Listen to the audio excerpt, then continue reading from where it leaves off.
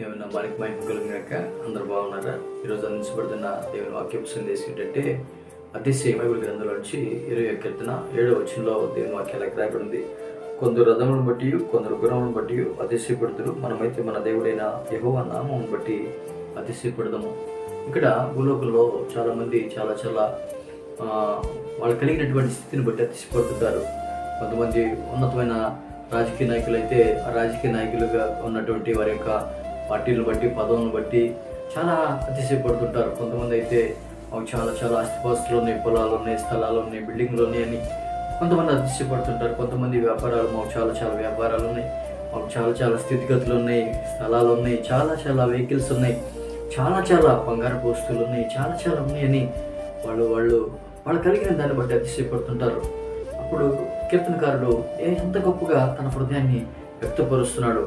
కొందరు రథాన్ని బట్టి అతిశయపడుతున్నారు, గుర్రాలను బట్టి అతిశయపడుతున్నారు, నేనైతే నీ నామాన్ని బట్టి అతిశయపడుతున్నాను. చూడండి, దేవుని నామాన్ని బట్టి అతిశయపడేటువంటి మనస్సు దేవుడు మనకి ఇచ్చాడంటే మనం ఎంత ఘనంగా దేవునికి స్తోత్రాలు చెల్లించాలి. ఆయన నామాన్ని బట్టి అతిశయించేటువంటి వాళ్ళు, ఆయన నామాన్ని బట్టి గణపరిచేటువంటి వాళ్ళు, ఆయన వాక్యాన్ని బట్టి ఘనంగా ఎంచబడేటువంటి వాళ్ళు, ఆ సంఘాన్ని బట్టి ఘనంగా ఎంచబడేవాళ్ళు, వాక్య ప్రత్యక్షతలో నడుస్తుంటే దేవుడు ఇస్తున్నటువంటి సజీవంగా ఆ రక్షణ జీవితాలను బట్టి మనం కలిగి ఉండేటువంటి ఆనందం ఎంత గొప్పగా ఉంటుంది. ఆలోచించాలి దైవజనాంగమా.